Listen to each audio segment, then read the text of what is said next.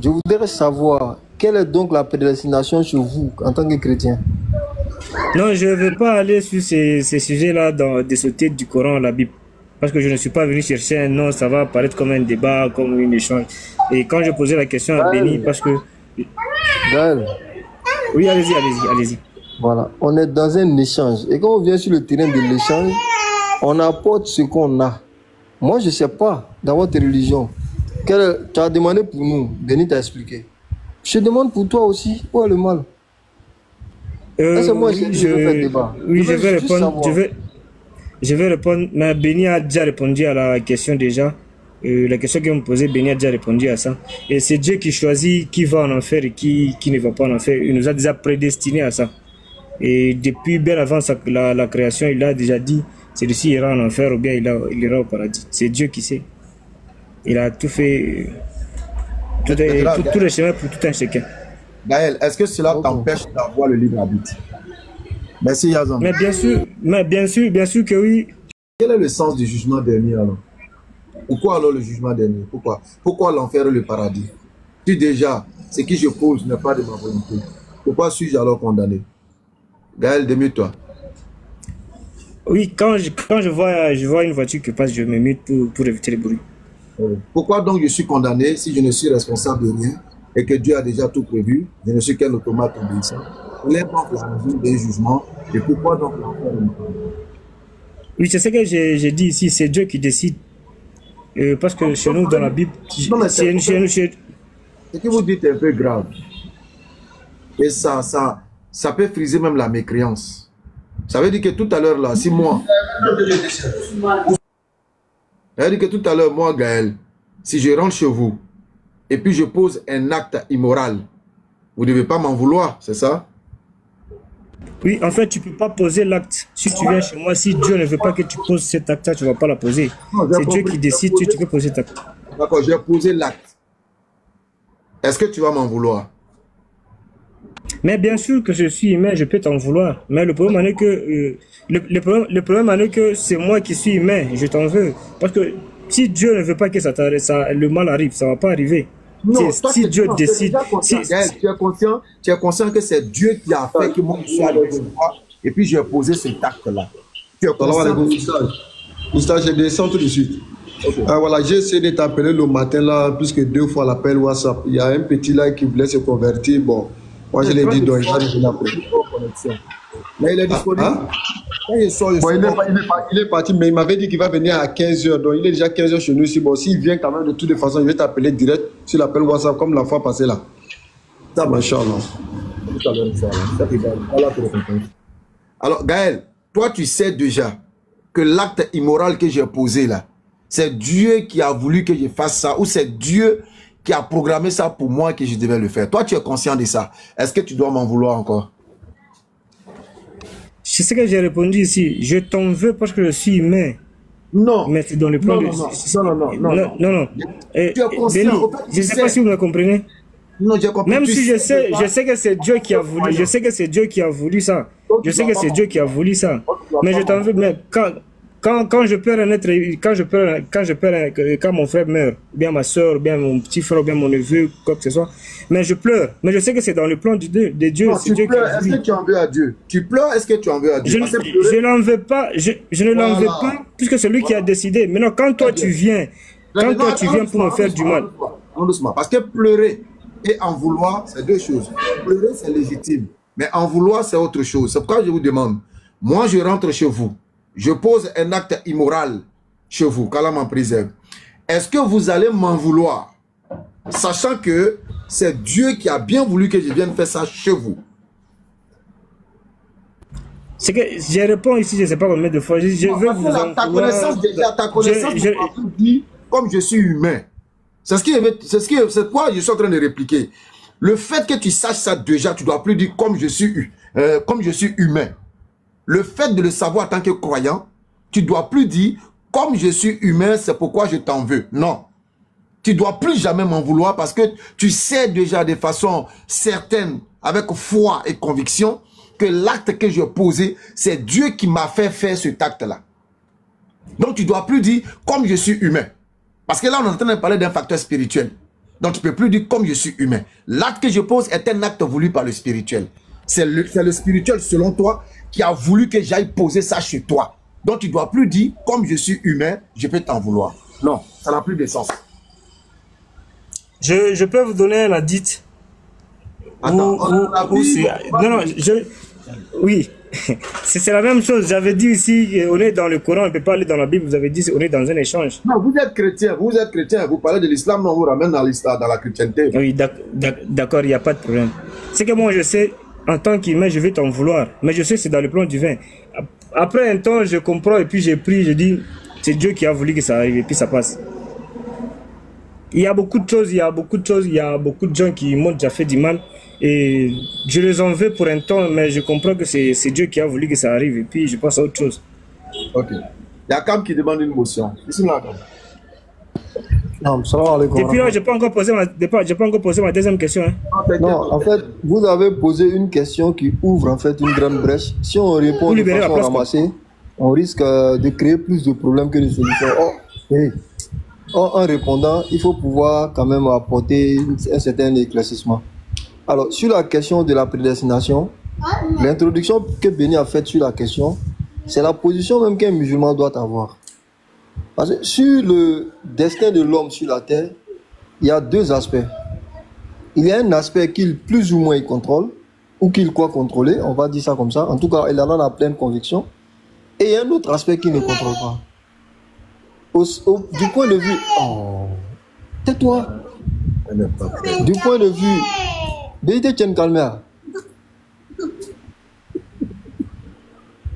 point de vue de ce qui lui arrive, il y a des choses qu'il ne contrôle pas.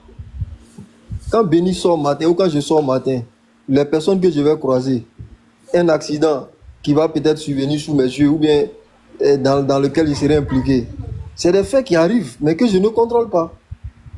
Maintenant, je vais prendre mon couteau pour poignarder quelqu'un, ou je vais prendre l'alcool pour boire, ou je vais décider de ne pas boire.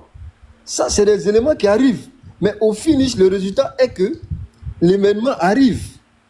Mais j'ai un contrôle là-dessus. En tout cas, Dieu m'a donné cette possibilité-là, n'est-ce pas, de le faire ou de ne pas le faire. Mais la finalité de l'action, là, parce que c'est subtil, hein, la finalité de l'action, c'est qu'il y a quelque chose qui arrive. Mais c'est quelque chose qui arrive là, c'est le destin, c'est la prédestination. Mais sur lequel j'ai une incidence, où j'ai un contrôle. Maintenant, le deuxième cas, c'est que la chose arrive sans que je n'ai de contrôle. Mais en définitive, il y a un hadith du prophète sallallahu alayhi wa sallam qui s'inscrit dans ce que Béni a dit en premier lieu, à savoir la question du destin. C'est une question que les humains doivent se garder d'aborder ou de trop s'appesantir là-dessus. Pourquoi? Un jour, le prophète sallallahu alayhi wa sallam, ses compagnons étaient là. Ils étaient en train de discuter sur le destin. Ils discutaient âprement sur le destin. Et le prophète sallallahu alayhi wa sallam, quand il est sorti, il leur a fortement, n'est-ce pas, déconseillé d'aborder la question du destin. Parce que comme Gaël, tu l'as dit, il y a un principe en islam. Quand Allah créa les humains, il a dit ceux-là iront en enfer et je ne m'en soucie pas. Ce groupe-là ira au paradis et je ne m'en soucie pas. Mais c'est le même Allah encore qui, dans la sourate Le Soleil, sourate Shams, sourate 91, un verset que j'aime beaucoup, à partir du verset 6, Allah dit ceci. Par l'âme. Par l'âme est celui qui l'a harmonieusement façonné. C'est pas pour rien le thème harmonieusement est ici. Il lui a insufflé. Il lui a insufflé son immoralité, de même que sa piété. A réussi, certes, celui qui purifie son âme, a perdu, certes, celui qui corrompt son âme. Oh, je pense qu'il n'y a pas une parole de justice au-delà de cette parole-là. Après avoir entendu cette parole-là, tu ne peux plus encore venir t'extirper en termes de responsabilité de tes actes que toi-même tu poses en toute conscience. Parce que quand les gens, généralement ceux qui ont dévié du droit chemin, c'est eux qui aiment dire ah, c'est Dieu même qui a voulu que je sois là. C'est ça même. Et voilà. Mais Le destin de Dieu, là, il y a un aboutissement. Il y a une part mondaine dans laquelle tu te complais en désobéissant et en faisant porter le chapeau plus ou moins au destin. Mais quand le jugement vient, la finalité du destin, c'est que ça doit te conduire soit au paradis, soit en enfer. Si Dieu te met, après avoir jugé de tes affaires, négativement perçues par Dieu, et que suite à cela, Dieu te met en enfer, la logique que tu as eue dans ce monde-là doit continuer là-bas. Tu dois dire, oh grand Dieu, tu as été tellement juste. Quand tu m'as destiné à boire l'alcool, à courir les femmes, à tuer les innocents, je disais que c'était toi. C'est toi qui as voulu. Si tu me mets en enfer, c'est encore ton choix. Donc je n'ai rien à dire. Mais il n'y a pas quelqu'un qui va rentrer en enfer sans se plaindre. Il n'y a pas quelqu'un qui va rentrer en enfer sans regretter. Il n'y a pas quelqu'un qui va rentrer en enfer sans voir si on ne peut pas mettre quelqu'un à sa place. Là, la personne ne va dire non, c'est mon destin, je l'accepte, mon cœur l'accepte, et tout. Donc, le débat, pour finir, le débat sur le destin n'est pas au niveau des humains. Ce qui est au niveau des humains, c'est ton appréciation d'un ordre divin et l'acte que tu poses, parce que tu le fais en toute conscience, conscience que Dieu t'a donné, libre arbitre que Dieu t'a donné.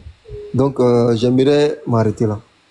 Matthieu chapitre 25, à partir du verset 33, ou bien à partir du verset 32, ou bien à partir du verset 31.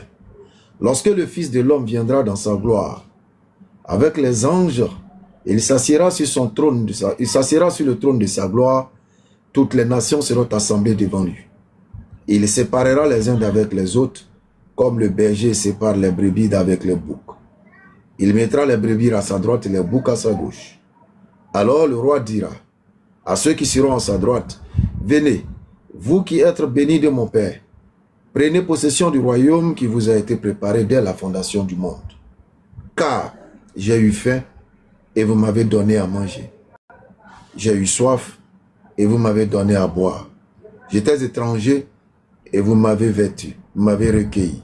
J'étais nu et vous m'avez vêtu. J'étais malade et vous m'avez rendu visite. J'étais en prison et vous êtes venus vers moi. Les justes lui répondront, Seigneur,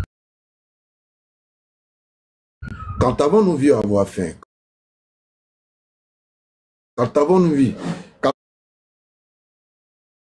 avons-nous donné à manger ou avoir soif? Et t'avons-nous donné à boire? Quand avons-nous vu étranger et t'avons-nous accueilli? Ou nu et t'avons-nous vêtu? Quand avons-nous malade ou en prison et nous sommes allés vers toi? Et le roi leur répondra, je vous le dis en vérité, toutes les voix que vous avez fait ces choses à l'un des petits, à l'un des plus petits de ses frères, c'est à moi que vous les avez fait. Alors ma question à Gaël, je viens de lire Matthieu chapitre 25, verset 31 et plus. Ce verset-là, nous sommes au jugement et les bienfaisants sont à droite, les malfaisants sont à gauche. Est-ce que selon toi, Gaël, est-ce que ce jugement est juste? Du moment où celui qui a passé sa vie à commettre des meurtres, celui qui a passé sa vie à voler, a fait que le mal, il ne l'a fait que sous la volonté de Dieu. Est-ce que c'est normal qu'il se retrouve en enfer, Gaël? Bien sûr que oui. C'est normal qu'il se retrouve en enfer, il a fait des mauvaises choses. Donc cela, pour toi, c'est une justice. Pour moi, c'est quoi? Est-ce que c'est une justice pour toi? Mais bien sûr, il a fait des mauvaises choses sur la terre. D'accord, on va aller avec une image humaine et terre à terre. Oui, je peux poser ma question ça, s'il vous plaît, avant qu'on avance. Toi, Gaël, ma question va se perdre là. Gaël, parce que le sujet là est très important. Toi, Gaël, ah oui, d'accord. Tu me dis, moi, ça veut dire que toi, tu me contrôles, tu m'as programmé comme un robot, tu m'as programmé, voilà, tu m'as fabriqué, c'est toi mon fabricant, je suis le robot, et dans ma notice, tu m'as programmé rien qu'à faire du mal. Ok? Et je sors du laboratoire, je rentre en scène. Je ne fais que du mal. Gaël, est-ce que tu vas condamner ce robot que je suis? Non, je ne vais pas te condamner puisque c'est moi qui t'ai programmé. Tu vois comme c'est clair, non?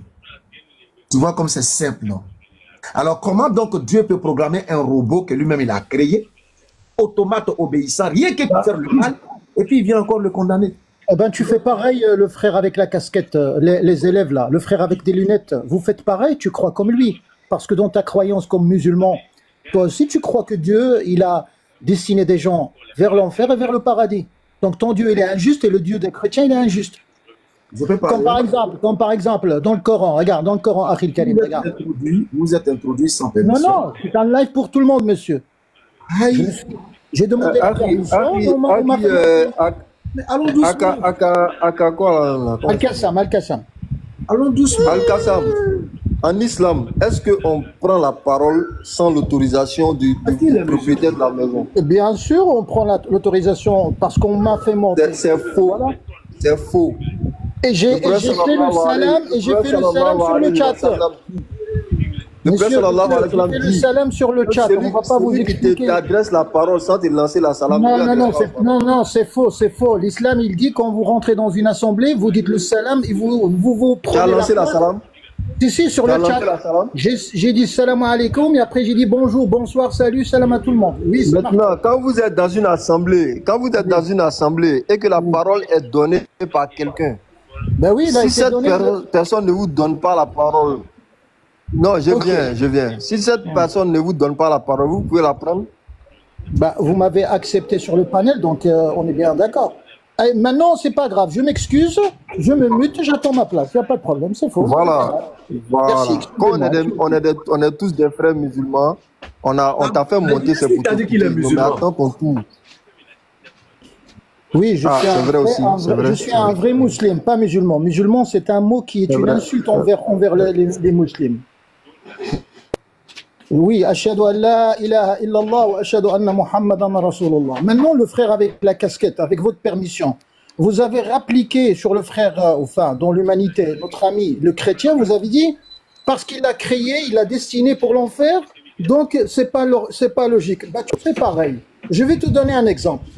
Vous tous ici, regardez-moi le deux frères dans le visage, le frère qui a les lunettes. Parce qu'apparemment, vous avez un peu sommeil. Regardez.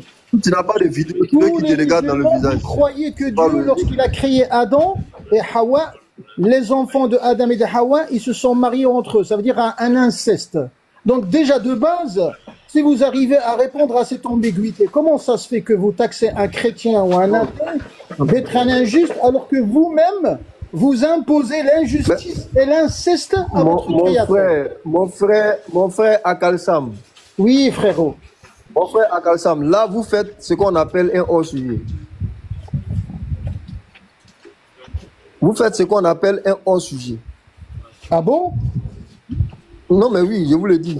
Ah bon? Vous faites un hors-sujet. Parce que l'inceste n'est pas une destinée chez vous, monsieur. On va reprendre, écoutez-moi, comme vous êtes disposé à apporter votre lumière, n'est-ce pas, sur cette question, le frère Gaël, je vous repose sa question. Il dit, est-ce qu'en islam, la prédestination existe?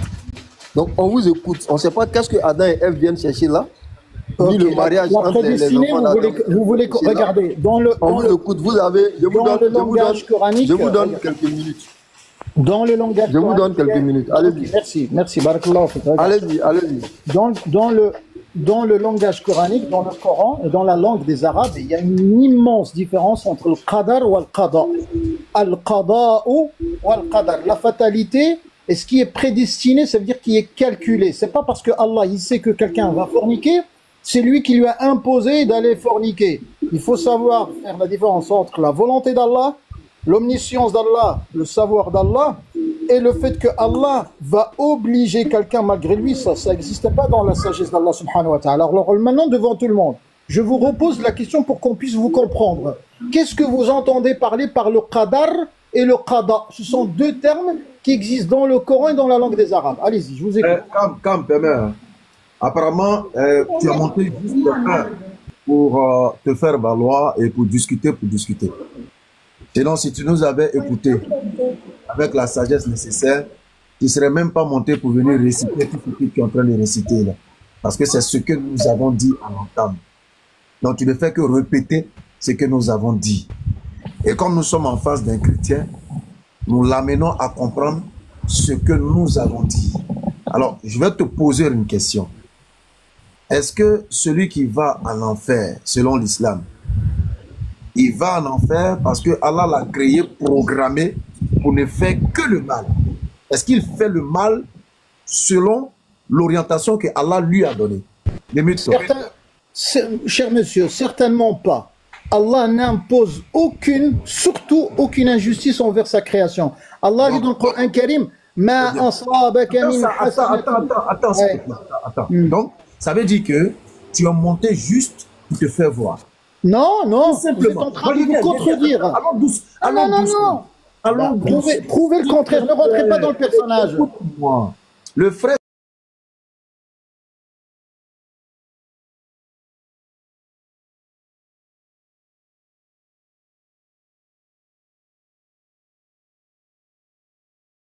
Parce que tu es chiite, c'est pas parce que tu es chiite que tu vas te sentir obligé. C'est pas un problème, c'est pas un problème. C'est pas un problème.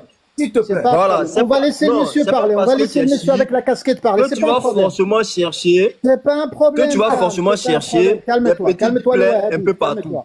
On va laisser l'autre du live. On va aller doucement. Allez-y, cher monsieur. Allez-y, cher monsieur. On peut. C'est moi qui t'ai fait monter, au cas où tu ne le saurais pas. Merci. Je suis administrateur sur le live. Merci, barakallahu fik. Voilà, donc je n'étais pas obligé. Voilà, je pourrais te faire descendre aussi quand tu as interrompu.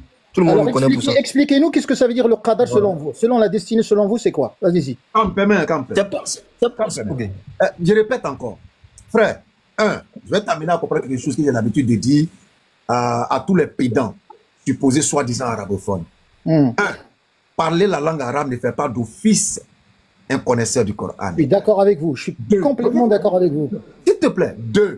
Ouais. Lire le Coran en arabe ne fait pas d'office un sachant du Coran. Absolument pas. Vous avez tout Troisième élément. Vous êtes à côté de la plaque. S'il te plaît. Troisième élément. Tu es monté juste pour te faire voir. Pourquoi? Non, pas vrai. C'est pas vrai. Tu sondes le cœur ou est-ce que tu sondes le cœur? T'es un hypocrite, t'es un menteur. Regarde, c'est enregistré, ça va être publié. Regarde. Est-ce que tu peux prouver que je suis monté pour me montrer? Vas-y, alors. Donc, tu es venu enregistrer pour publier. Laisse l'autre du live parler. Allez, vas-y.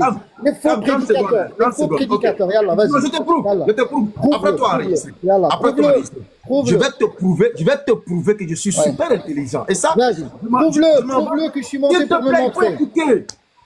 Allez, prouve-le. Alors, je vais te montrer que tu es un pédant ignorant. Alors, quand tu as monté... Si tu te démutes sans l'autorisation, écoute, on te mute, si tu te démutes sans l'autorisation, tu vas descendre. Je t'ai donné 3 minutes, on n'allait pas t'interrompre. Pendant tes 3 minutes, on n'allait pas t'interrompre, on t'a pas interrompu. C'est toi-même, dans tes 3 minutes, qui a posé question. Donc, laisse-le parler. C'est un live TikTok. Quand on parle ensemble, là, on n'entend personne à la fin.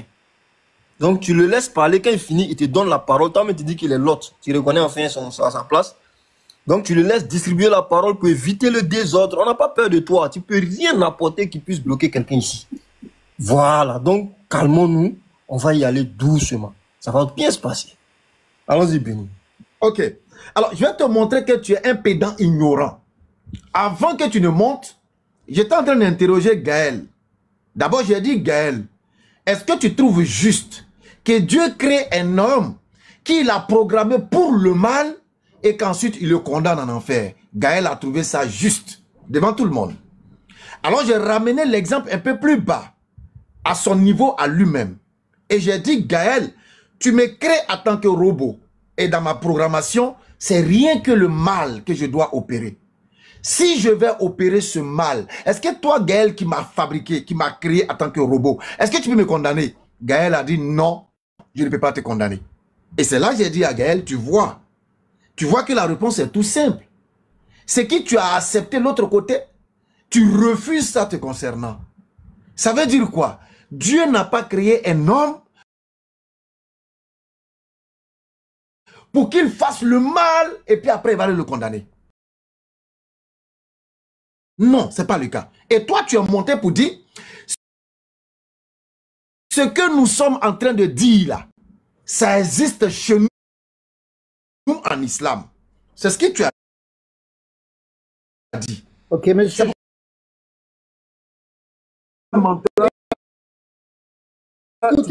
Écoutez, non, écoutez, jusqu'à la fin. Donc, ça démontre clairement que c'est quelqu'un qui veut juste se faire voir. Voilà, il veut juste se faire voir, il ne sait pourquoi. Je ne le connais même pas, il ne sait même pas pourquoi il agit comme ça. Voilà. Il s'est trahi lui-même dans la parole. Il dit non. ça sera enregistré et publié. Donc, normal qu'il crée du bruit. Voilà, personne qui ne saura pas ce qui s'est passé, qui n'a pas entendu la question de Gaël, va prendre son bruit là au milieu. Et puis voilà, puisqu'il dit, tiens, mentir, attends, on va dire, ah, il allait mettre les gars au pas là-bas. Bon. Est-ce que être chiite veut dire que ne pas avoir la capacité de réfléchir, même s'il y a des pratiques qui sont condamnées par l'islam? Donc, avant de monter, il fallait prendre la pleine mesure de comprendre. Il ne faut pas être dans la contestation pour contester coûte que coûte. Gaël lui-même, il est en train de comprendre que Dieu ne peut pas créer un être humain qu'il va programmer rien que pour faire le mal, et puis après, il le prend, il le met en enfer. Non, ça ne tient pas la route. Il crée l'être humain. Il lui donne les deux facultés, de faire le bien comme de faire le mal. La connaissance du bien, la connaissance du mal. Les deux sont ancrés en l'homme. Et l'homme va l'utiliser comme il veut. Mais cela ne veut pas dire que celui qui l'a créé ne sait pas ce qu'il va prendre le plus ou ne pas prendre le plus. Lui, il le sait. Sinon, il n'est plus le créateur. Sinon, il n'est plus l'omniscient. Sinon, il ne mérite plus son titre de Dieu, entre guillemets. Il te crée avec les deux facultés, mais il te connaît mieux que toi-même. Il a la connaissance absolue. C'est pourquoi à l'entame, je t'ai dit quoi? La prédestination, il faut comprendre ça dans un sens plus simple. À savoir que celui qui t'a créé sait toutes choses. Il sait toutes choses de ses créatures. Il sait absolument toutes choses. C'est ce que je t'ai dit. Pour ne même pas qu'on puisse polémiquer là-dessus et tout ça, Mami Loto. Et toi, tu montes, on dirait un bon mécréant et puis tu viens raconter n'importe quoi. Gaël, allons-y. Oui, en fait, moi, je ne suis pas là pour polémiquer, juste pour commencer. C'est pourquoi je voulais donner un hadith. Et peut-être voir l'hadith, quand on va les lire, vous allez voir où ma pensée se trouve. Si tu donnes un hadith, de grâce, quand tu vas finir de donner ton hadith, tu donnes l'explication selon les savants du hadith. Ok? Ça peut aller? Ah non, ça ne peut pas aller parce que je ne connais pas l'explication de... Non, Béni, je viens, l'hadith, c'est écrit en arabe. Peut-être vous allez traduire ça en français. Ok, je les ai. Alors, je comprends. Non, ne vous inquiétez pas, je comprends. Je comprends. Vous sortez un hadith sur mon panel. Vous donnez l'explication des savants du hadith. À partir de là, vous aurez votre explication. Parce que il y a une erreur que les chrétiens et leurs cousins kémites font. Ils citent les hadiths sans lire l'explication des savants du hadith sur le hadith en question. Pourtant, si vous prenez un hadith et que vous lisez l'explication des savants du hadith sur le hadith, vous n'aurez même pas besoin de venir présenter ça à un musulman sur un panel. Parce que leur explication va vous amener à comprendre que ce que vous voulez comprendre du hadith, c'est pas ça. Et c'est ce que j'ai dit à Mitosa. J'ai dit à Mitosa, je l'ai mis en garde. J'ai dit le jour il sera devant moi et qu'il va sortir un hadith pour dire oui, tel hadith dit que les noirs sont ceci. Il va aller me prendre l'explication des savants du hadith sur le hadith et puis tout le monde va écouter. Et puis on va voir. Si ce que lui il a pensé, c'est ce que le hadith veut dire. C'est trop facile. Vous venez, Sahih Bukhari, 3256. Allah a dit que il a tiré une descendance des reins de Adam. Une partie en enfer, une partie au paradis. Bon, tu vois, non? Ça veut dire quoi? Moi, je regarde, ça veut dire quoi? Quand tu as lu, là, tu ne sais pas que les hadiths sont expliqués par les savants du hadith. Donc, tu ressors. Dès que tu finis de lire net, tu me sors l'explication et puis tu lis encore, on va entendre. De la même manière que tu as lu, tu lis l'explication des savants du hadith et puis tout le monde va écouter. Tu verras que toi-même, tu vas t'humilier seul avec ton hadith, sans que je n'ouvre la bouche. Et c'est ce que je ne cherche pas. Béni, je ne cherche pas à m'humilier. Non, pas toi. Excuse-moi, j'emploie le terme par rapport à d'autres même. Et c'est ce que je vais recommander et je demande à tous mes frères en islam. Si vous êtes sur n'importe quel panel, que ce soit kémite, que ce soit quoi, dès qu'il soit un hadith net, il finit de lire là, demandez-lui de la même manière il a trouvé le hadith là. Juste en dessous, il doit trouver l'explication du hadith. Qu'il lise, imagine dans sa tête, n'a rien à voir avec la compréhension du hadith. Depuis j'ai dit ça, Mitosa il se méfie.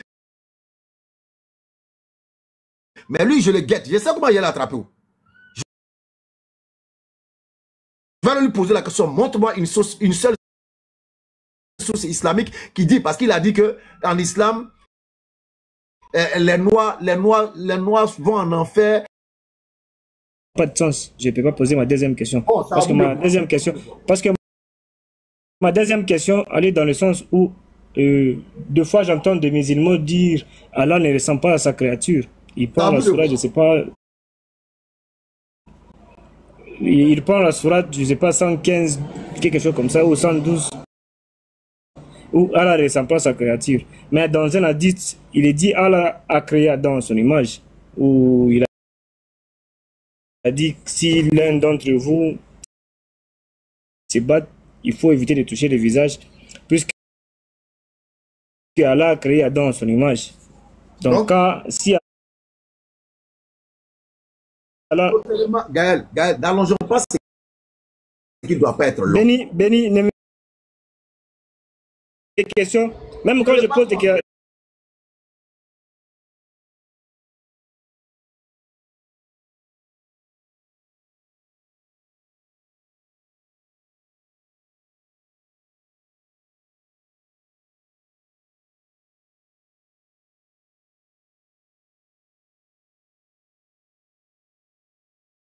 Tu lis le hadith, tu lis l'explication des savants. Tu verras que toute ton interrogation ou l'imagination que tu auras là va se dissiper. Ça va se dissiper.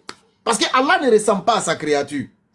Oui, il n'y a rien qui lui ressemble. Absolument rien ne lui ressemble. Tout ce que tu vas imaginer comme étant Allah. La Bible nous dit que Dieu est un esprit. Dieu est esprit. Il a créé Adam à l'image de l'esprit. Il est esprit aussi. C'est tout, hein? Bien sûr. C'est tout. C'est ça la ressemblance d'Adam, là? Oui, la ressemblance au niveau de l'esprit, c'est l'esprit. Parce que la Bible nous dit Dieu est un esprit. Quand Dieu créa Adam, il a dit créant à notre image. C'est l'image de l'esprit. Ah, donc tu es en train de nous dire que Dieu de nature, il est esprit, c'est ça? Mais Dieu est un esprit, oui, bien sûr. Non, écoute ma question pour ne pas que tu fasses une erreur. Est-ce que tu es en train de dire devant les 265 personnes que Dieu, de nature ou d'essence, il est esprit, c'est ça? Je ne sais pas la question dont vous la posez parce que la Bible nous dit Dieu est un esprit. Je m'arrête là. Je ne vais pas aller dans. Je ne vais pas aller de la nature, d'essence. Non, la Bible nous dit Dieu est un esprit. Dieu est esprit. Très bien. Vous avez vraiment été là, vous avez fait preuve d'intelligence en esquivant ma question parce que vous l'avez compris. Vous avez tellement bien compris ma question que vous ne pouvez pas la répondre. Pourquoi? Parce que quand on te dit dans les livres des gens que Dieu est esprit et que ceux qui veulent l'adorer l'adorent en esprit, on ne te parle pas de l'essence de Dieu. On n'est pas en train de dire que Dieu est de nature esprit. C'est pas ce qu'on est en train de te dire. Mais on veut simplement te faire comprendre que Dieu est esprit dans le sens de son invisibilité. Alors, si tu veux l'adorer, adore-le avec la partie aussi invisible qui est en toi. Que ceux qui veulent l'adorer l'adorent en esprit. Donc tu vois que Dieu est esprit, ça ne veut pas dire qu'il a des natures. Maintenant, allons-y. Retournons maintenant à Adam. Est-ce que Adam, étant l'esprit de Adam, est-ce que c'est la nature de Adam? Non, c'est pas sa nature. Je repose encore ma question. Est-ce que quand on dit que Adam est un esprit là, Adam étant esprit là, est-ce que c'est l'essence de Adam? Non, non. Troisième fois. Alors, entre l'esprit, ou si tu veux, l'âme et le corps, qu'est-ce qui est véritablement l'homme?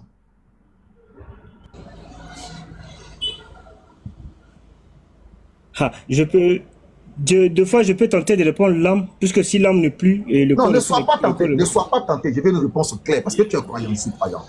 Qu'est-ce qu'on appelle l'homme?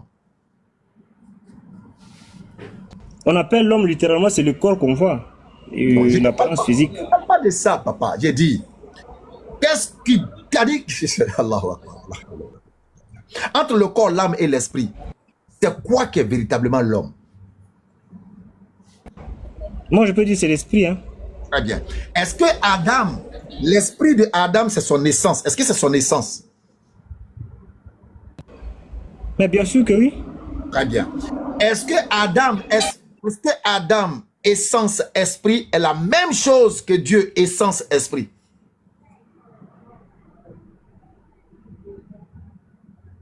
Non, non, non. Alors, créons l'homme à notre image. Est-ce que l'image ici, c'est le reflet de ce que Dieu est, d'essence? Non, je pense pas. Très bien. Alors, quand tu retournes dans le livre de la Genèse, Dieu va t'expliquer le pourquoi il crée l'homme à son image. La suite du texte va te dire quoi? Qu'il domine. Qu'il domine. C'est tout ce qu'il va créer, qu'il domine. Mais qui a le droit de dominance sur toute création? C'est qui? C'est Dieu. Très bien. Alors, Dieu va créer l'homme. Parce que la Bible même te dit, l'homme est quoi? Un petit Dieu. Très bien. Alors, créons l'homme à notre image. Dieu va créer l'homme à l'image d'un petit Dieu qui va gouverner la terre, qui va dominer sur tout ce que Dieu a créé.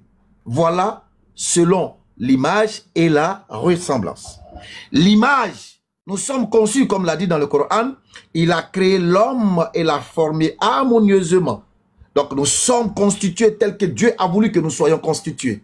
2 bras, une bouche, un nez, 2 yeux, un cerveau, capacité de réflexion, des pieds, capacité de courir, capacité de procréer avec l'envie et le désir, capacité de se gérer. Il nous a créés à l'image telle qu'il a voulu. Un peu comme cette tablette. Cette tablette a été conçue à l'image du concepteur. Ça veut dire que le concepteur, là, il a voulu que cette tablette soit ainsi. Il a voulu que sa tablette, là, soit comme ça. Alors, la ressemblance, c'est l'autorité que Dieu va donner à l'être humain, qui fait de lui un petit Dieu parmi la création. Donc, à aucun moment, le test ne te ramène à une compréhension physique. Parce que aucun être humain ne peut ressembler. Aucune créature ne ressemble à Dieu. Alors, dans le Coran, il n'y a rien qui lui ressemble. Absolument rien ne lui ressemble. Que ce soit sur le plan pouvoir, autorité, essence, il n'y a rien qui lui ressemble. Rahim, vous pouvez monter. Donc voilà un peu, Gaël, ce que je voulais dire concernant Adam et Ève. Donc, Adam n'est pas tel qu'on vous l'a fait croire. Alors, je vais maintenant vous poser une dernière, et puis on va essayer de faire tourner la parole. Comme on est dans la Bible, parlant du Christ, pour vous, qui est Dieu? Et quel est son nom? S'il y a un juif, pardonnez, taguez-moi l'autre là, juif pour la Torah. Si juif pour la Torah, il vient, je fais descendre tout le monde et puis je fais un corps à corps avec lui. Attends, je vais lui envoyer le live. Est-ce qu'il peut le retrouver? Juif pour la Torah, taguez-le moi s'il vous plaît. Juif pour la Torah. Oh, je le vois même pas. Oh, merde. Il y a un gars qu'on appelle juif pour la Torah là. Si quelqu'un est ami avec lui, pardonnez, taguez-le. Taguez juif pour la Torah. Hein? Dis-moi, Gaël. Qui est ton Dieu? Et quel est son nom? Jésus-Christ, c'est celui le Dieu tout-puissant, celui qui a tout créé.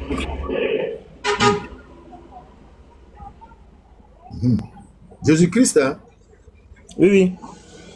T'es sûr? Bien sûr que c'est lui. Alors, qui était dans le ventre de Marie? Marie était enceinte de qui? Oui, je vous prends un verset alors. Marie était enceinte de qui? Je vous prends un verset ou pas? Oui, non, allez-y, allez-y. Faites comme vous voulez. D'accord, d'accord. D'accord.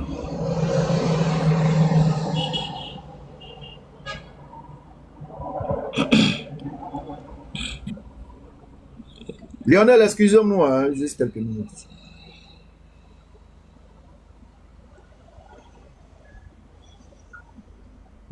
Oui, je ne sais pas comment je peux afficher les versets, mais je peux aller avec ça. Philippiens 2, le verset... Oui, Philippiens 2, 7. À partir de là, et puis Philippiens 2, combien? Jean 5. Philippiens 2, 7. Et à partir du verset 5 jusqu'au verset 7. On s'arrête par là. Et puis, on prend... Il y a un monsieur qui est débuté, ça fait quoi? Verset 7. C'est bien ça, hein? Oui. Oui, oui. Et puis, on prend 1 Jean 5, 1. Il fallait pas toucher. Non, non, c'est... Non, non, Béni, c'est ma Bible. Hein. Je sais, mais je prends tous les versets, oui. Vas-y, vas-y. Philippiens 2, le verset 7, il est dit, ayez en vous les sentiments qui étaient en Jésus-Christ, lesquels existant en forme de Dieu. Je veux que vous souligniez le mot existant en forme de Dieu. Il n'y a pas de Il problème. n'a pas regardé comme une proie arrachée d'être égal avec Dieu, mais il s'est dépouillé lui-même en étant une forme de serviteur, en se rendant obéissant, en se rendant semblable aux hommes, Exact. et en ayant paru comme un simple homme. Exact. Si ce verset déjà, je vous montre déjà celui qui était dans le ventre de Marie, c'est ce corps-là des serviteurs. C'est celui qui était dans le ventre de Marie. C'est ce corps-là des serviteurs. Parce que... C'est tout? Oui, c'est tout. Je ne veux pas aller très long. C'est tout sur ce verset d'abord. Tu ne veux pas compléter? Non, ce verset-là, c'est pour vous montrer que c'est celui de Dieu Tout-Puissant. 1 Jean 5, 20. 1 Jean 5, 20, ok, d'accord. Alors, Oui. Philippiens 2 que tu as pris là, c'est l'un des versets les plus explicites qui puissent exister dans la Bible. Est-ce que tu as une Bible physique à noter? Non. Donc, tu vas chercher une Bible physique à noter après. Et quand tu vas lire Philippiens 2, tu verras juste en bas, ils vont te ramener à Jean chapitre 13. Tu sais pourquoi on te ramène à Jean chapitre 13? Parce que dans Jean chapitre 13, tu auras affaire à une scène où Jésus-Christ va se dépouiller. Il va se dépouiller. Et il va se rendre serviteur. Il va se dépouiller de son statut de maître, de prophète. Et il va se rendre serviteur pour laver le pied de ses disciples. Donc si tu as une Bible écrite et puis annotée au bas des pages, tu verras ça là-bas. Alors, Philippiens 2, 7. Mais s'est dépouillé lui-même en prenant une forme de serviteur en devenant semblable aux hommes. Alors, regarde la question. Hein. Écoute la question, j'aime bien ce verset-là. Est-ce que Jésus-Christ, qui serait Dieu, s'est dépouillé de la plénitude de la divinité? Si oui, est-ce qu'en devenant un simple homme, est-ce qu'il est toujours Dieu? Je répète. Est-ce que Jésus-Christ s'est-il dépouillé de la plénitude de la divinité, puisque vous dites qu'il est Dieu?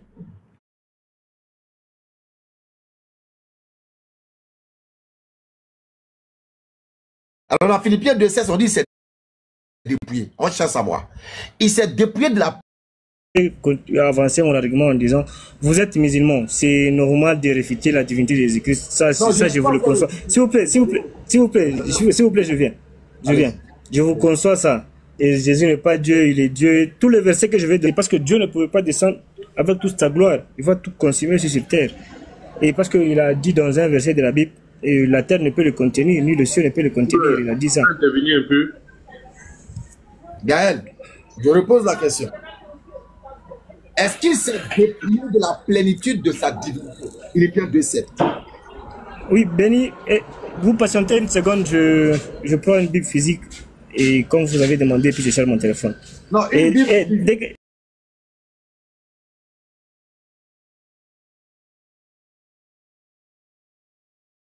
Si vous pouvez faire monter. Il n'y a pas de problème. D'accord, merci. Dans une seconde, je viens. D'accord, ça marche. Lionel, apparemment la petite de Lionel s'est affûtée entre temps.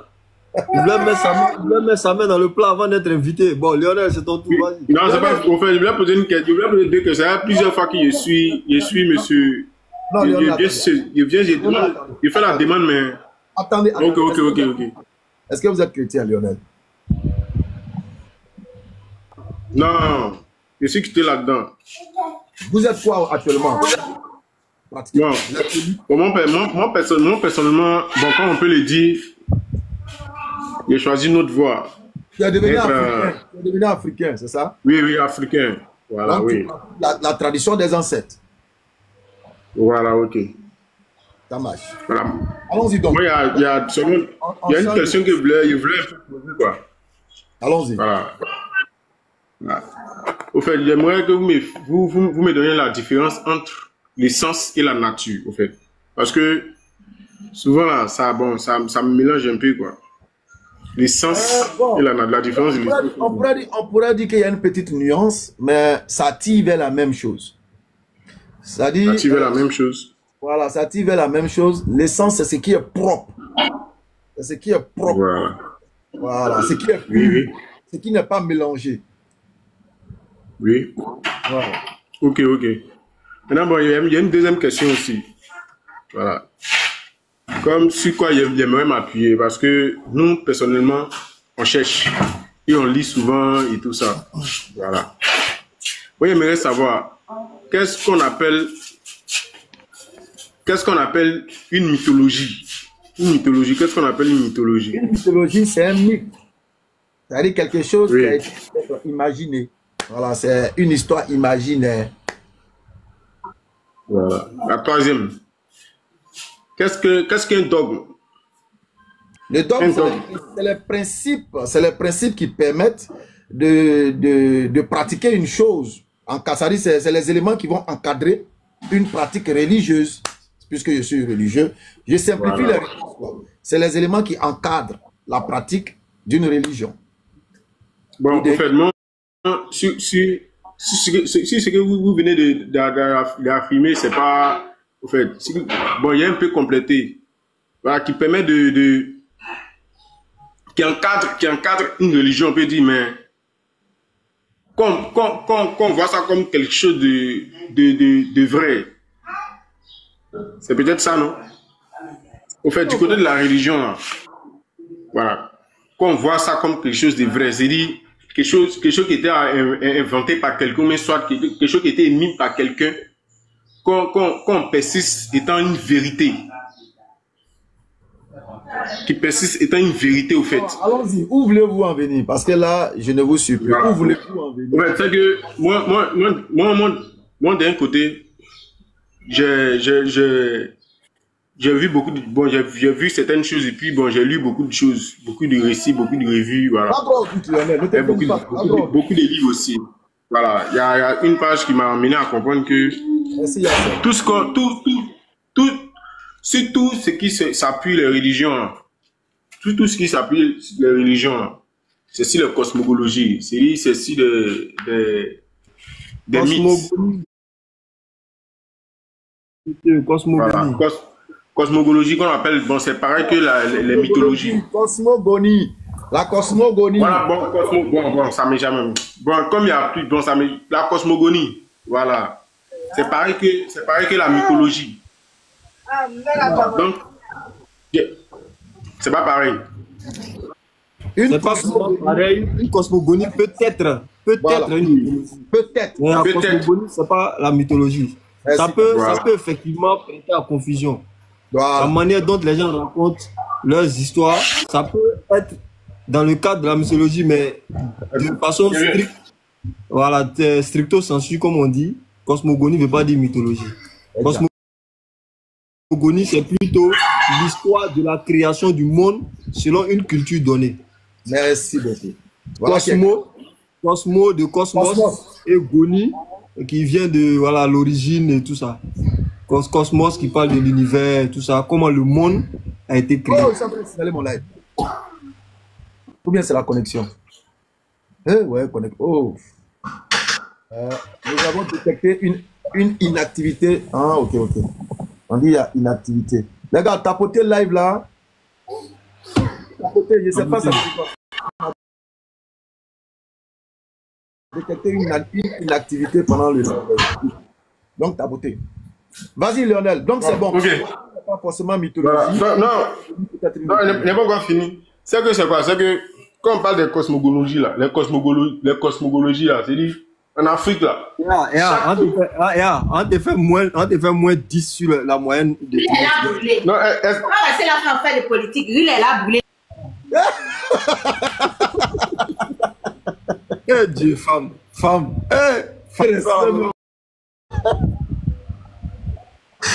Tu vois les guébales. Ouais. C'est la fillole. C'est quoi, ils ont déjà foulé sur le siège, putain. Non, le Nisa, vraiment, aucun respect. quand on va les gifler, ça pour dire oui, on frappe les femmes. Bon, il faut même regarder un truc comme ça. Devant 262 personnes, tu viens sur le mort en plein live comme ça. Mon gars, on est un nous garçons, on tient pas compte de ce qu'il de dire. C'est des rumeurs. Nous comprenons comme Malobé si la cour, mais un politique. Qui a fait ça? Ça que Béni, le gars, c'est pas un gars de religion. C'est un politicien. C'est pas un gars de religion. Elle est politique. Non, mais au fait, maintenant qu'il est tellement habitué à faire politique, donc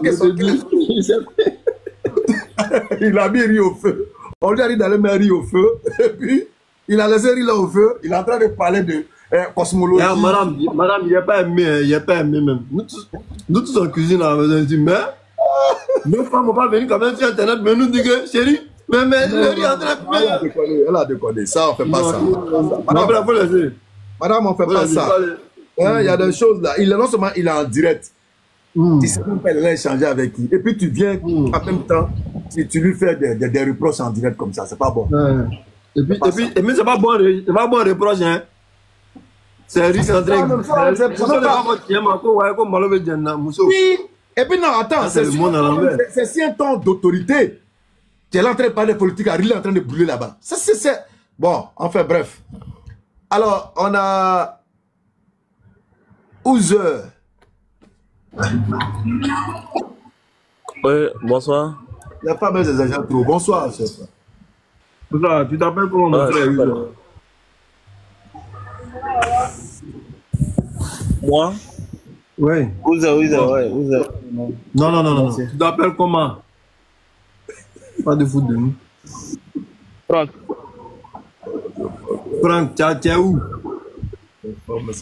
Je suis à Abidjan. Ok, tu es de quelle religion?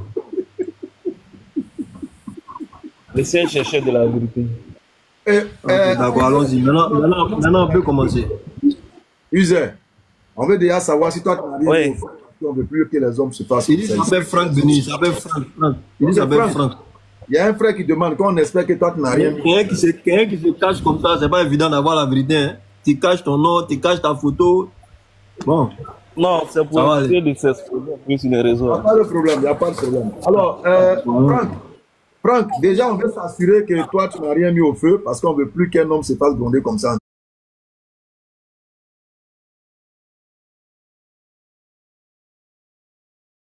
C'est chaud. Donc allons-y. J'aimerais savoir par rapport à la sourate 7, verset 58 là. J'entends souvent beaucoup de pasteurs dire ce verset concerne les pays musulmans. Toi, tu es un pasteur. Sourate 7, verset 58 là. On dit quoi là-bas?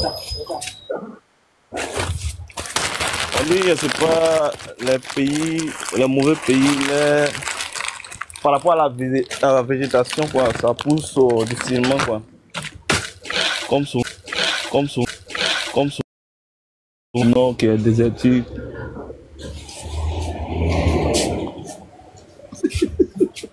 Tu sais, quand vous venez poser question, vous devez être clair.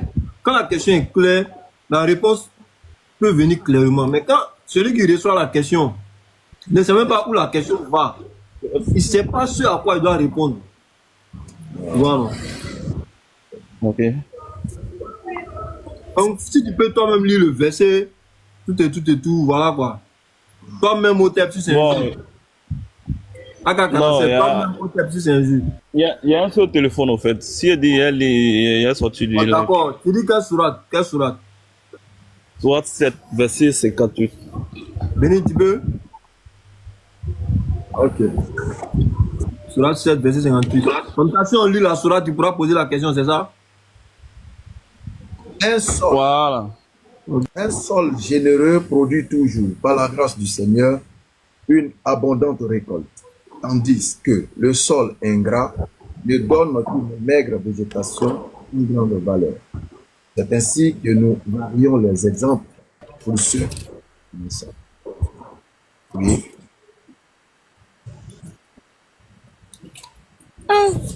Bon. Je ne sais pas si on lit même chose là. Ah, c'est toi qui dis que tu n'as pas de deuxième téléphone. Nous, on a lu ce que nous on a vu en tout cas. Ah, c'est ici.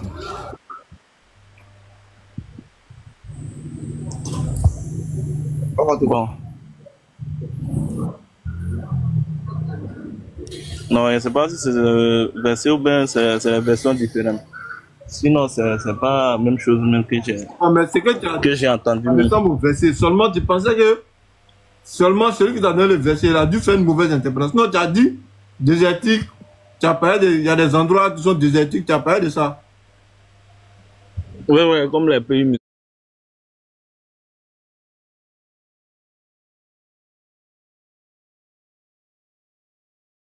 Les pays musulmans qui sont désertiques, le sol ne pousse pas trop, les trucs. Donc, toi, tu n'as pas su prendre la marmaille. Tu as mal pris. Donc, il faut retourner, sors du live, va bien écouter sa marmaille, et puis tu reviens. Pourquoi on te donne la correction? Calme, avec ta permission. Franck. En fait, la sourate 7, verset 58 que tu as utilisé là, ça n'a rien à voir avec ce qu'on a mis dans votre tête, comme quoi, comme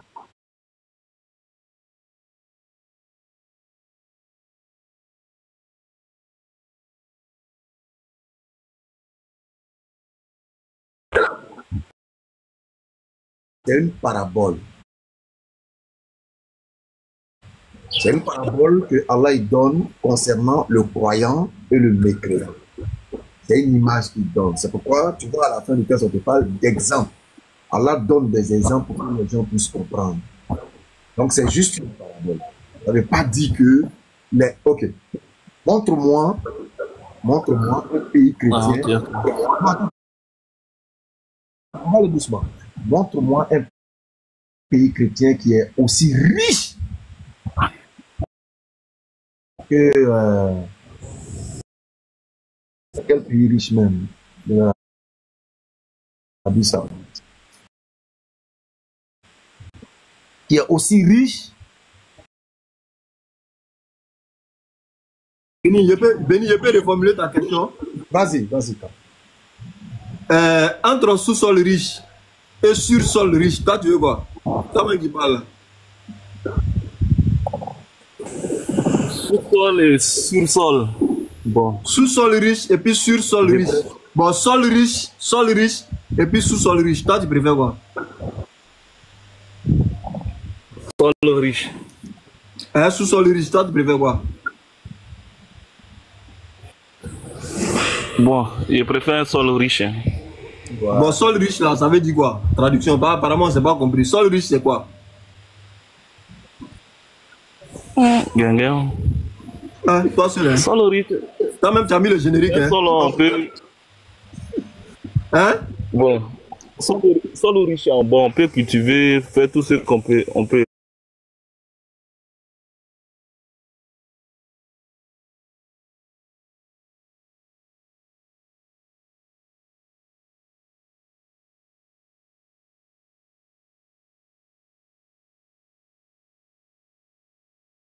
Sol riche là, quand on finit de vendre ces produits, ben ces fruits là, le montant là est plus ou moins connu. C'est vrai, l'utilité, il n'y a pas de débat à ce niveau. Mais on parle maintenant du résultat de cette vente là sur ton pouvoir d'achat, sur ce que ça fait de toi au finish, à l'arrivée quoi, à la fin de la journée. On prend maintenant celui qui a sous-sol riche. Son sol est pauvre. Sous-sol riche là, ça veut dire pétrole. Ça veut dire diamant, ça veut dire or.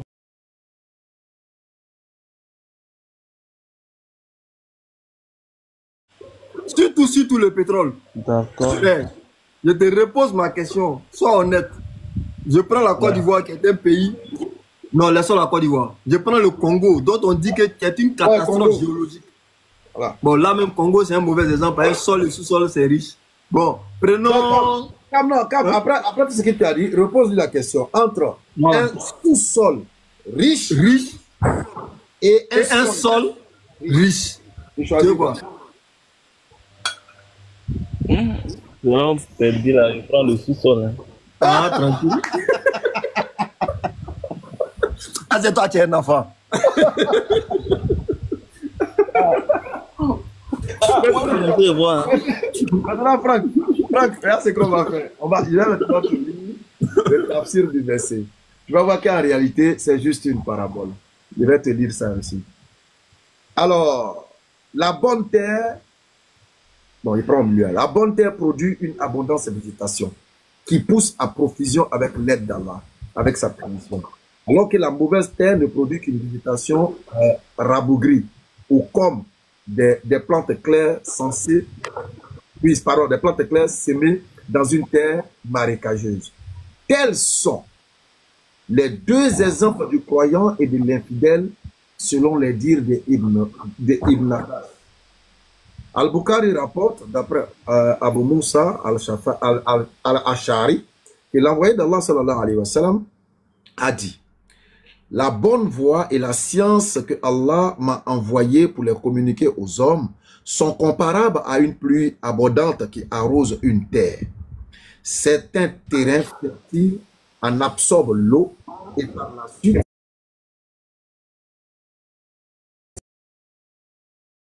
il a retenu de l'eau et Allah l'a fait servir aux hommes afin qu'ils boivent, abreuvent leurs troupeaux et arrosent la plantation. Quant aux autres endroits, la terre était plate. Elle ne retenait plus l'eau et l'herbe n'a pas poussé. De même, il y a différentes catégories d'hommes.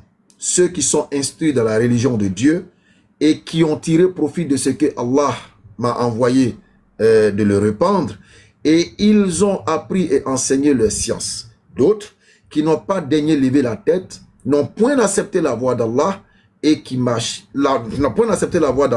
chargé de la montrer. Donc tu vois que ça n'a rien à voir avec ce que eux ils disent là-bas.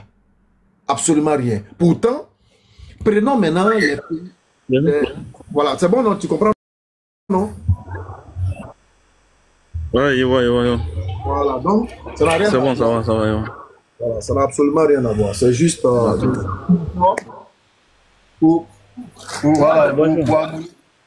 juste une motion pour harmoniser tout ça. Vas-y. Alors, la chose, elle est simple. Heureusement que tu as compris, mais comme quand tu as envoyé la question, il y avait 253 personnes, il est bon qu'on fasse souvent des conclusions.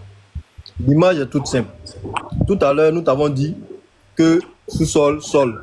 En réalité, pourquoi Allah, sachant ça, un sous-sol est vraiment riche, même celui qui a le sol qui est riche, l'envie. Mais Allah, sachant ça, a pris l'exemple du sous-sol. Pourquoi? La question intelligente est pourquoi Allah prend l'exemple du sol? Parce que ici, là, il est question soit de foi, soit de connaissance, soit de foi, soit de connaissance. Or, si ce qui est dans le sous-sol n'a été mis que par Allah lui-même, ce qui est sur le sol peut être mis par Allah et peut être mis par les humains. Ça veut dire qu'il y a une notion de s'aimer. Or, on sait très bien que le message qu'un prophète apporte est quelque chose qu'il sème. C'est une sémence qu'il jette dans le cœur de ceux qui écoutent à travers sa bouche. Et cette parole-là, à partir de son intérieur pour changer son extérieur. Exactement. Donc ça nous ramène à l'image d'une plante jetée dans une terre qui produit un fruit. Exact. Donc Jésus a fait usage de cette parabole-là, la parabole de la sémence. On a vu ça avec Jésus. Le prophète Mohammed sallallahu alayhi wa sallam a fait la même parabole avec, n'est-ce pas, les différents types de sols. Tu comprends? Et ici, là, ouais, le message, la parabole de la terre cultivable ou riche est très à propos. Parce que celui qui aura reçu le message et l'aura fructifié, l'aura compris, va donner un bon fruit. Voilà. Ici, c'est comme ça qu'il faut comprendre. Mais certains, comme Ben l'a dit, utilisent cette parole-là pour dire, ouais, c'est la preuve que Dieu n'est pas avec les pays arabes qui sont des terres arides. Hein? Dieu n'est pas avec eux. Si on met ton pays à leur pays, tu apprends Bouki. On a qu'à se respecter. Salam alaikum. Alors, Uzer, vous avez dit que vous recherchez la vérité et vous avez dit que vous pratiquez le culte de vos ancêtres. C'est bien ça? Non. Moi, c'est pas dans les trucs d'ancêtres. Hein. Ah oui. Mais tu as dit ça tout à l'heure. Bon, non, il dit c'est cherche, c'est l'autre, c'est l'autre. C'est Lionel qui a dit qu'il était dans l'étude en 7. Ah, d'accord. Oh, le cordon bleu là. Ok, donc User, donc vous n'êtes pas chrétien, vous n'êtes pas musulman, vous n'êtes pas kémite, vous êtes quoi? Ok. Bon. Moi, je suis juste dans le milieu. Hein. Sinon.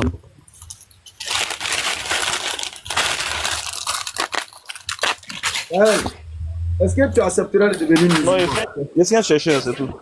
User, est-ce que tu accepteras de devenir musulman? C'est normal. Un chercheur, c'est lui-même qui est censé même adorer Dieu même. Est-ce que tu pourrais accepter de devenir musulman? Non, après mes questions, D'accord, le peuple t'écoute. Je vous envoie. D'accord. Donc on t'écoute dans la limite de vos connaissances. Bismillah.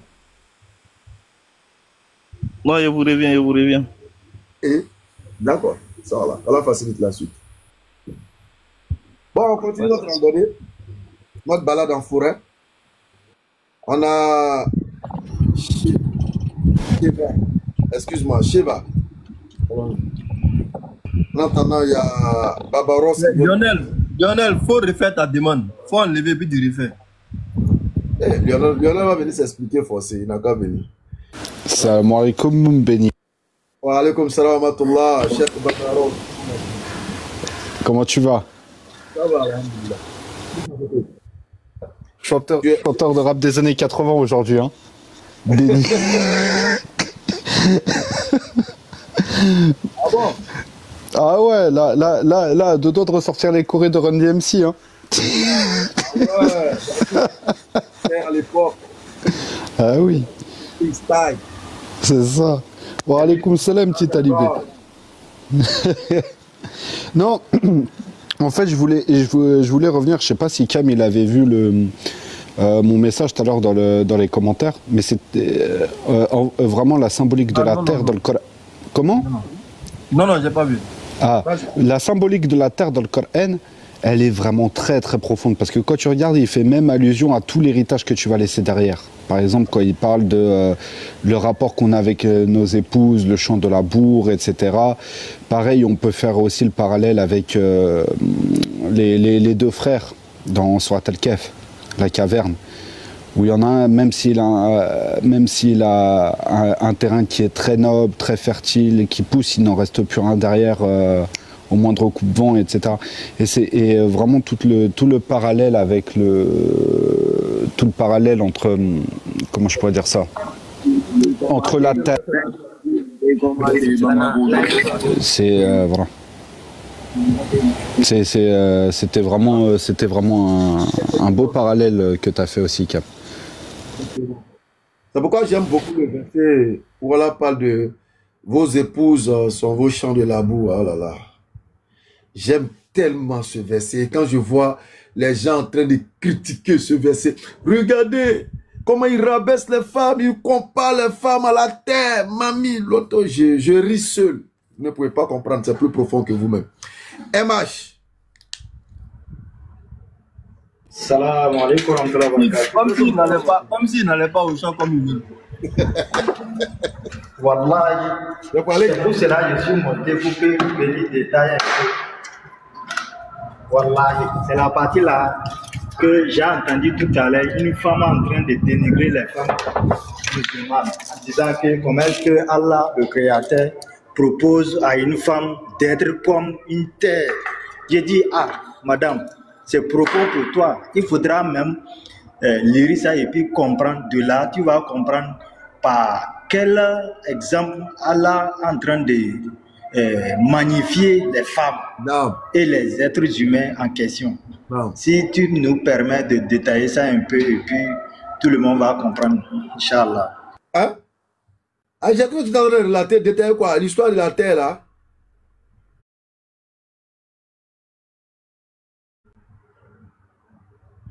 Non, concernant la femme, vos femmes sont comme... La partie là, c'est très doux pour moi. Hein. Wallahi, béni la partie là. Attends, Emma. Calme. Oui. Oui. Voilà le frère MH. Regarde dans quoi il est. Moi, je savais que MH n'a pas bonne gamme. Moi, c'est ça. MH, dans tous les versets du Coran, c'est ça la tâche que Béni développe. N'est pas un gars bien, toi, MH. N'est pas bien. Non, MH, pardon. Il est 15 ans. Il veut que le live prenne une toute tournure. Tu sais que ça va aller en vrille. Tu sais que ça va aller en vrille. Quelqu'un te dit que c'est son verset préféré. Ça t'a même mis la puce à l'oreille. Un jour, il a commencé ici, c'est moi, mais il est calmé. C'est pas bien, MH. MH. Denis, faut un peu. Voilà. Je suis là, je t'arrête, attends. MH aussi, il exagère. Non, mais au fait, Alhamdulillah, Rabbil Alamin. Nous remercions Allah, bien sûr, qui nous a permis de suivre cette vidéo. Nous vous disons, bien sûr, merci d'avoir suivi la vidéo et de rester connecté. Et n'oubliez pas surtout de vous abonner à notre chaîne RT Religieux TV. C'est très important. Abonnez-vous. Abonnez-vous pour que ça puisse permettre à d'autres personnes de voir vraiment la véracité de ce débat-là. Donc aussi, abonnez-vous aussi pour que ça puisse booster non seulement la vidéo, afin que ceux qui n'ont pas encore vu la vidéo puissent la voir. C'est important. Et n'oubliez pas aussi de liker la vidéo. C'est important aussi. Et n'oubliez pas de laisser vos avis dans les commentaires ou de partager cette vidéo-là. À la suite de cela, nous allons dire bien sûr demain ou après-demain, ou bien nous dirons à la prochaine, Inch'Allah ta'ala, qu'Allah nous bénisse tous depuis nos différentes positions et que Dieu sa main soit sur nos différentes affaires.